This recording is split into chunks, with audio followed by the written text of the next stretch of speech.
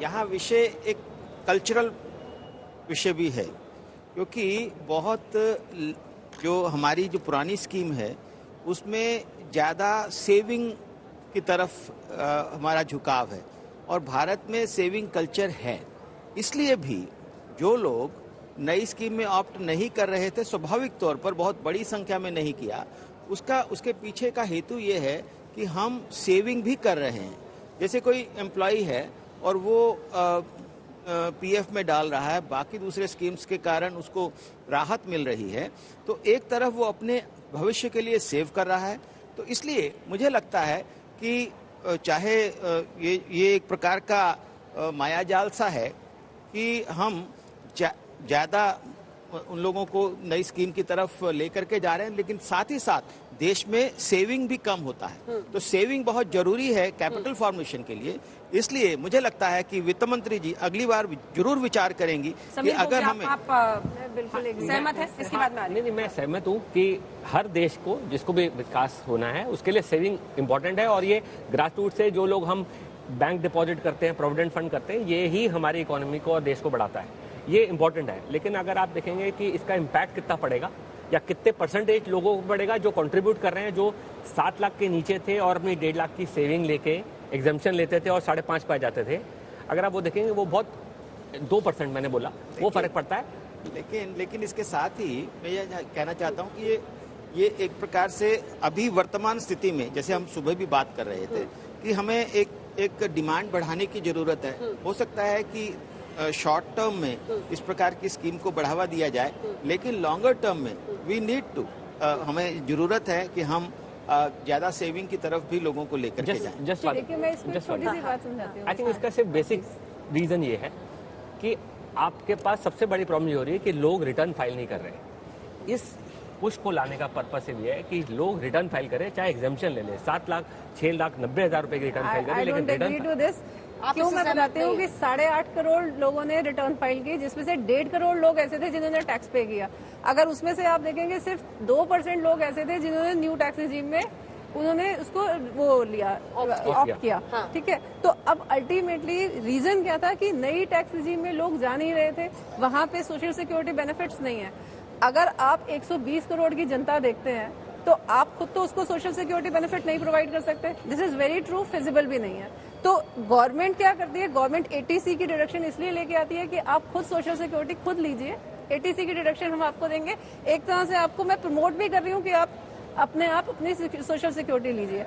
अब जब new tax regime आई उसके अंदर सोशल सिक्योरिटी बेनिफिट्स है ही नहीं, आपको वो टैक्स बेनिफिट मिलता नहीं, लोग उसको ऑप्ट करते नहीं, क्योंकि इंडियन साइकोलॉजी ऐसी है कि वो सेविंग्स में यकीन करता है। अब इससे फर्क पड़ेगा कि नहीं पड़ेगा? जो 5 से सीधा 7 लाख किया गया है, क्या इससे फर्क पड़ेगा आपको लगता है? इससे एक क्लियर पुश है उसके लिए। एक फर्क ये पड़ेगा से भी new pension scheme, new tax regime का ऑप्शन पुश कर रही है सरकार। देखो, ये तो बाय डिफॉल्ट वो हमेशा न्यू टैक्स रिजीम ही आएगा। हाँ। पहले क्या होता था, आप ओल्ड टैक्स रिजीम में होते थे, आपको न्यू टैक्स रिजीम ऑप्ट करना पड़ता था। अब आप by default new tax regime में आएंगे। In case you want to go for old tax regime, then आपको भरना पड़ेगा कि मुझे ओल्ड टैक्स रिजीम। इससे पुश मिलेगा नहीं मिलेगा? इससे पुश ये मिलेगा कि हाँ, लोग इस तरफ रुझान होगा लोगों का कि वो ज्यादा से ज्यादा न्यू टैक्स रिजीम ऑप्ट करें। But disadvantage, I totally agree, ये होगा कि सोशल सिक्योरिटी बेनिफिट जो डिपॉजिट्स वाला है वो सेक्टर हमारा लैक करेगा। This is short term benefit. Long term में मैं ये सब चीजों से सहमत हूँ, लेकिन मैं आपको इसके पीछे की मंशा मत बताता हूँ। मंशा यही है कि आपने बताया 150 जो हिंदुस्तान की जनता है उसमें से 2% से कम कंप्लायंट है। उन्होंने अगर ये 7 लाख कर देंगे और हर बंदा 6,90,000 रुपए की रिटर्न बिना टैक्स के फाइल करे, उनके नंबर ऑफ कंप्लायंस, उनका डेटा कलेक्ट होगा।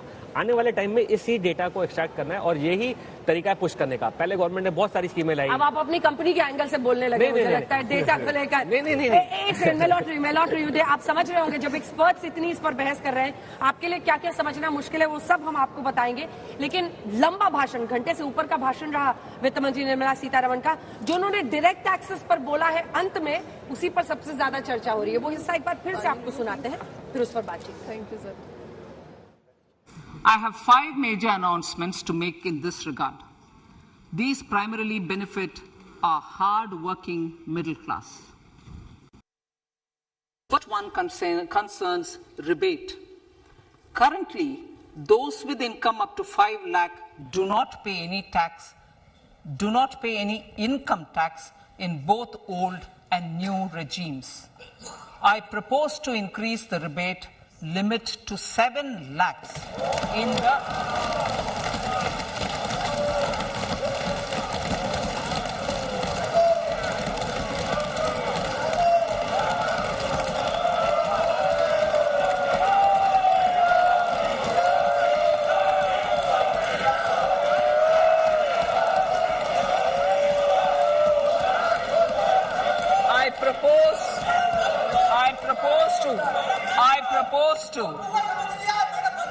I propose to increase the rebate limit to 7 lakh in the new tax regime.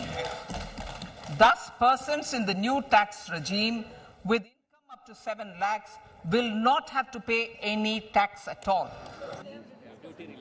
तो वित्त मंत्री निर्मला सीतारमण को आप सुन रहे थे। टैक्स रिजीम को लेकर जो बड़े बदलाव किए गए हैं, पुरानी जो स्कीम थी और नए स्कीम दोनों को ही लेकर बदलाव है, लेकिन नई जो टैक्स रिजीम है उसको पुश करने के लिए एफर्ट साफ दिखाई दे रहे हैं।